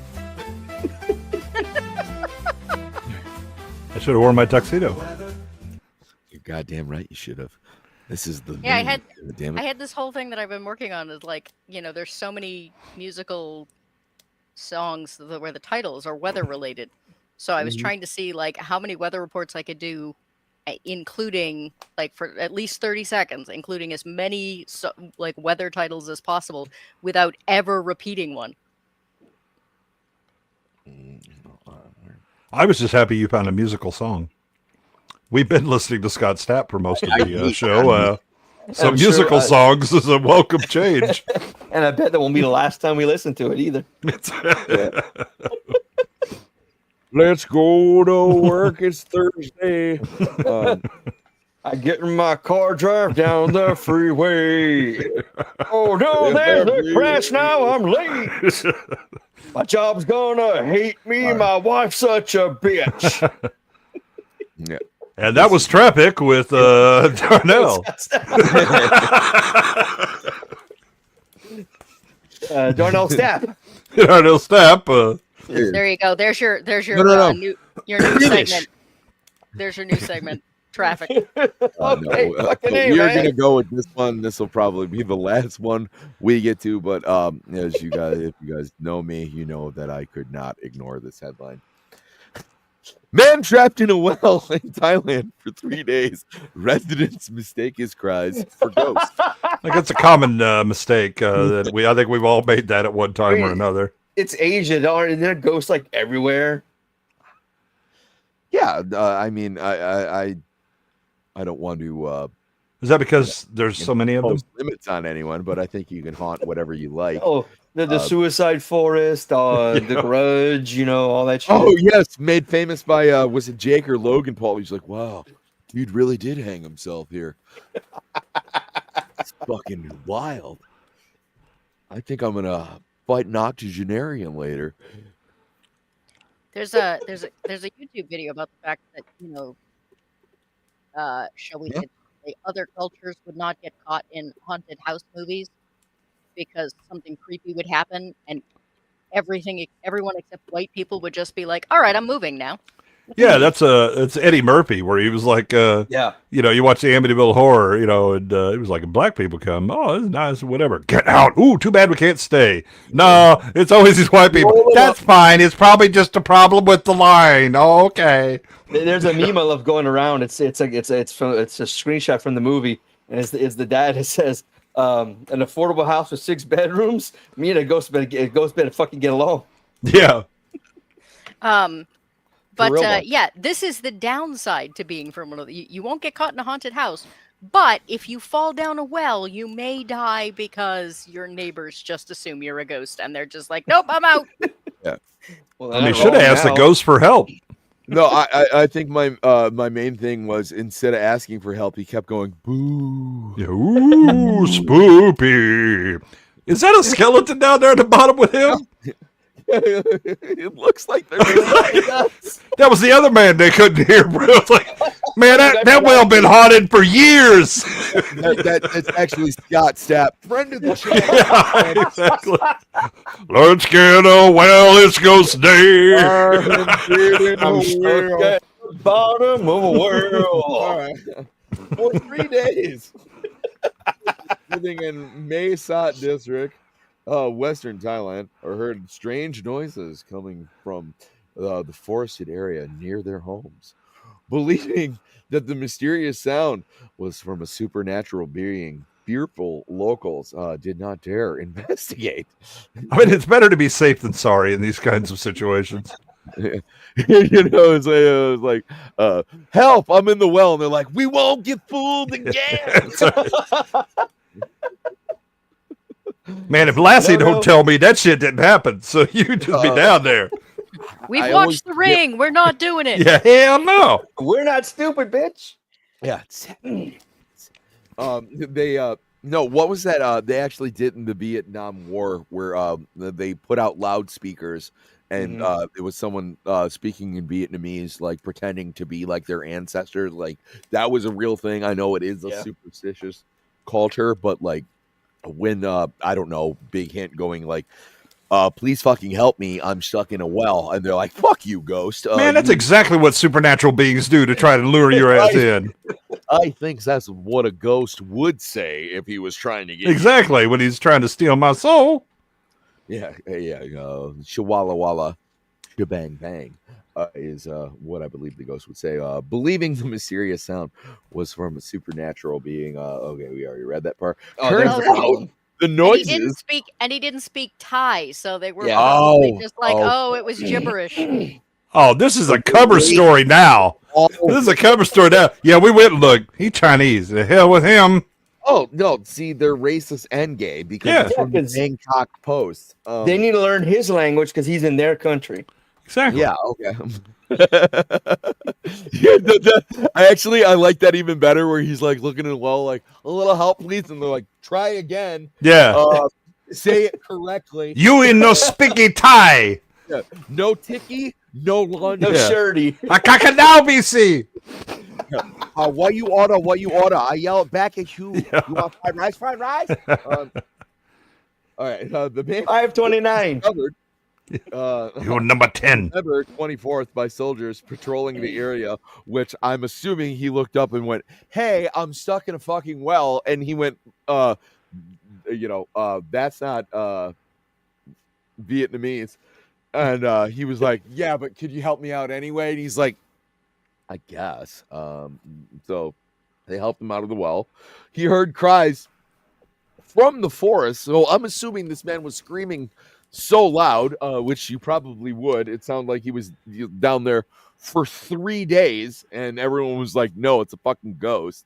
Well, I think that's why the soldiers were there. I mean, they probably called in the military to deal with this supernatural event. I mean, that's bullets take him out. That's what I grew up learning. Actually, I actually hope that's how he got saved. Is like they called like the local government. It was like, "Listen, we got this ghost in the forest, and my wife, she's trying to sleep, and this ghost is just going like, help! I'm stuck in a well. Please let me out. It's been 2 days." And they're like, "All right, we'll send it." No problem. We'll send Ghost Recon to deal with that. It'll be This fine. just in, we have audio from the man in the well. Yeah. I'm the man in the well. Oh, hey, help. I'm stuck in the well. I'm totally Oh, not no. a ghost. Oh, totally not a You're ghost. You're totally a fucking ghost, though. Yeah. This is the third time this has happened to me. And I will bet my whatever the Vietnamese use as currency, my bottom that you're a ghost. So Hey, no, I'm just stuck in a well here, guys. I'm not a ghost. Totally. That sounds exactly like what a fucking ghost. Exactly. That's the shit they do. We better call the military. The problem is, if I was stuck in a well, they would think a demon was out there. Right? 'Cause I'd be there for like 2 days. I'd start getting delirious and be military they'd shows shit up. the bed. Guys, this is a good one. I'm just going to say that the jury is still out. It's not a ghost. It's just a guy in there, guys. Can we Yeah. some ropes and some ladders? It's not a ghost. Repeat. Oh no! Actually, I want you to sing ELO. You're like, "Hello, how are you?" We are encroaching on 11 o'clock. They should have rolled some hand grenades in there first, just to be sure. The upside Oh, is my at God. least it was a well. Yeah. Because if it had just been a general hole, he not only would have not gotten any food for 3 days, there also would have been no water. Yeah, his last words were Ricola. And all right. So we are just gonna go on that. Guys, it is the end of the hour. This was a fantastic show. Goat, I'm so glad that you showed up. Darnell, you are amazing. Goodwin, I mean, what can I say? You're one of I.e., you were here. parenthetically. and I'm so glad that you actually used like one of your home photos for this. But Sometimes I like to put on my smoking jacket and relax a bit. yeah, he's like, what is what's the band who did the soundtrack for Legend? Tangerine Dream. Thank you. I would have never came up with those two words on their own. He was like, I just the Tangerine Dream on my own, my smoking darkness. I like you, my gifts. Let's play ball. It's game day. Let's play ball. Good one. Stop talking. Darnell's trying to talk. Oh, damn. Darnell, you are definitely first comer on the show. Do you have anything going on this week, my friend? Yes, I will be on the MSK show on his channel tomorrow night. Tuesday night, 8:45 p.m. Central Time. I am hosting Quiz Time with Quizmaster Darnell Quiggley on Mr. Burger's channel. It's a quiz show. It's a lot of music, and we're finishing up a tournament which should end at the end of the year for an actual championship belt. And then he leaves the show, and I take over completely. Friday, I'm on insert title here with Drunken Emerald, but I also have my I have youtube.com/@shamrecords.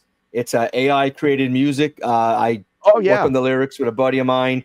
We also use chat GPT to help fill in some holes or give us ideas, and we generate it using Udio.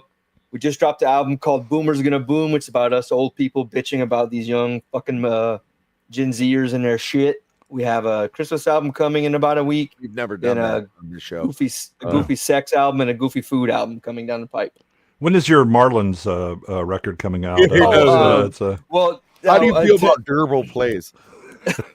I wrote down that we need to start working on a Marlins album. The Ballad of the Bass, baby. Yeah, Ballad of the Bass. Mr. Goodwin, besides the torturous machinations of Adam Gray on Friday, indeed. What else you got coming up?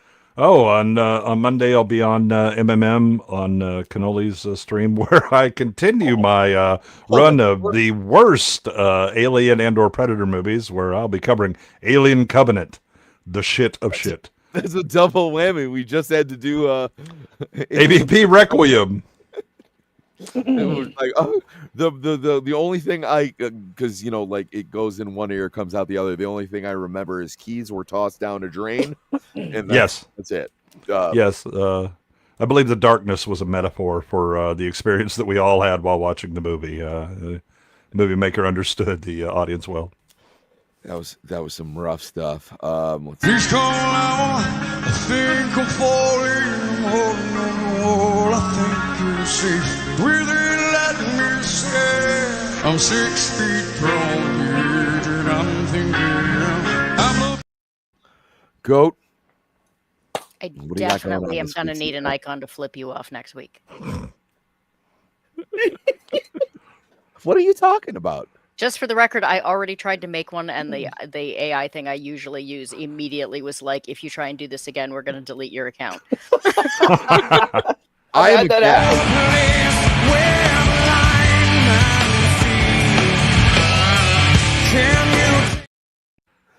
Jet fuel doesn't melt steel, but nothing else happened in 2001. Darnell, can you go ahead and get a Goat a snap rendition of "I'm gonna need a middle finger" icon? That sounds like another hit. I think it's coming. I'm gonna need a middle. Wait, say that again. We're Gucci. Let's give Sam.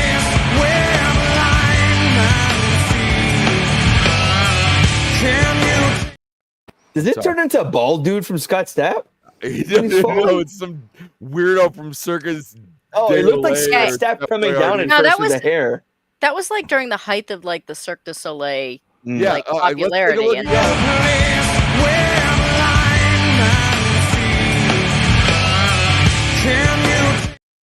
I thought it starts out as Right, Scott dude, Stapp. he appears to have hair. No, I think what happened is that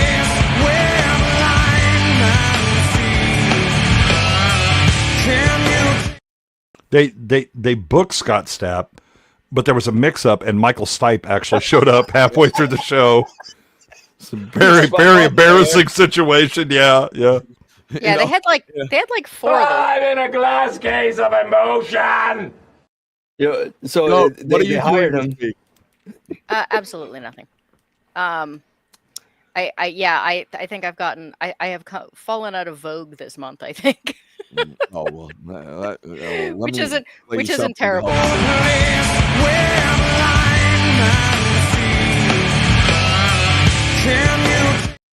He has hair. He does. He does, but again, they brought in Michael Stipe. It was there was a lot. Like it was a scheduling misunderstanding. He was like, There were- guys, I gotta go now. There are 4 of them, guys. If you look, I at gotta the go shot when they pull back, there were like No, 4 we of those figured it guys. out.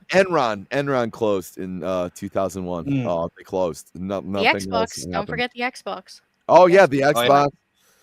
Came out that year. But I am going to spend the next week revamping my system so that starting next year, I'm actually going to redo a whole bunch of stuff on my channel. And I'm going to start doing like interviews with indie authors. And I'm going to start doing a bunch of live stream stuff for people who like, who are geeky enough like me to enjoy role-playing games, to look at like what role-playing games would make interesting movies, what I books did. would Some make good people said role-playing I have games. unophilia. I'm gonna make a bard with a cross tattoo on his arm and long flowing hair. I wanna cast fireball. Jerked off to Miss Pac-Man. Sabers, rod staves, and wands. I rolled a 16. Why we're there? Happy anniversary, Roman. No, I'm actually, I believe I'm a part of that. Goat. I feel privileged to be a part of that, and thank you so much for coming on again. Even though you're the co-host, phrasing, caught myself, but I'm so glad that you're here. All it took was somebody getting stuck in a traffic jam for 5 hours. Whatever it takes. Like I said, look, arrangements had to be made. Had they paid attention to Darnell's traffic report, we would have known that. Breaking news! There's a pile up on the 406. It's like I say all the time. Jet fuel does not melt steel. So that is nothing else happened in 2001. Sammy Seaman does. As for myself, you can find me at Sammy 3Pete on Outlook, AOL, Instant Messenger. You can find me at DeviantArt. The Scott Stapp fan club. If you're not busy on a Sunday, I'm hanging out with Scott Stapp, the dude from Legend, week for next time, Talking Goat, and Elton John down here. And I would like to apologize to the entire chat if anyone has nightmares tonight about, where everything in your nightmare song. I'll apologize. Just don't fall down a well and cry for help. No one will listen to you. But if you do, say that it's ghosts. I do have something coming. I do have something coming up. I'm starting a new Batman show called Cavecast. Here's the intro that I'm gonna have for every single show. Goodwin, I tried to clean this up the best that I can, but it still sounds like shit. You shit on the floor again. Yeah, I did. But if you have tunophilia, you're not allowed to watch.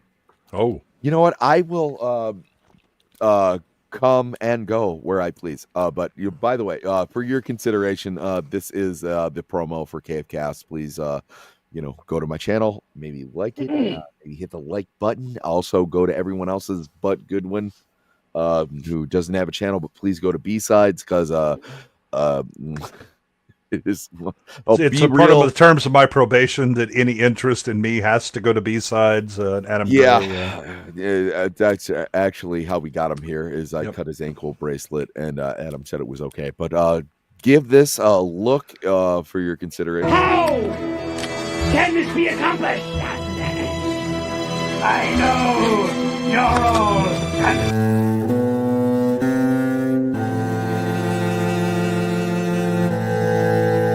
As a man, I'm flesh and blood. I can be ignored, I can be destroyed, but as a symbol.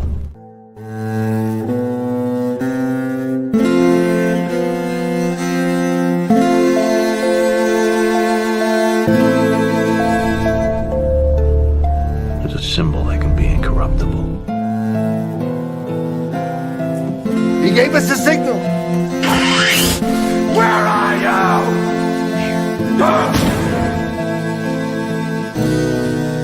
Something elemental, something terrifying. Yeah, and that's how the fucking show's gonna start every single time. So that is I'm pretty excited for that. But please, guys, like everybody on the channel, maybe like me as well. Maybe watch the show when we're not doing it. So I might make money on this. But if not, go fuck yourself and have a great night. Have a happy Sunday. Let's kick. Toodaloo! Take it easy, my friends. Bye bye. Bye bye bye. Marbles.